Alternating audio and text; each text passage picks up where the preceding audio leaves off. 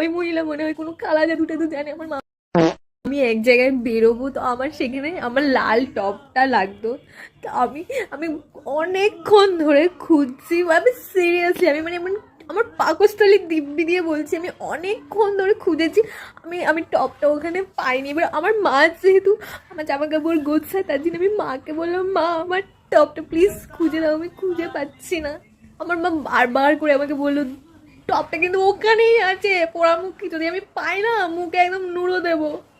আমি মাকে বললাম, মা আমি পাইনি, আমি 310 বার খুঁজেছি মা, আমি টপটা পাইনি। যাই হোক, এখন এখন আমার মা এসছে, এসে বলছে যে দেখ, ভালো করে দেখ কিন্তু টপটা আছে কিনা, আমি পেলে কিন্তু তোর আজকে শেষ দিন। আমি মাকে বলছি, মা আমি সত্যি পাইনি মা। এবার এবার আমার মা না আলমারিতে হাত দিল, হাত দিয়ে ওই সামনে থেকেই বার করলো টপটা।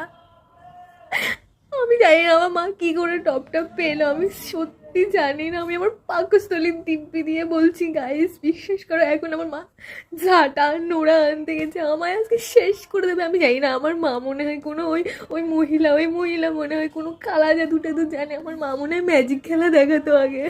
আমাকে আজকে শেষ, আমি শেষ গাইস, আজকে শেষ দিন আমার।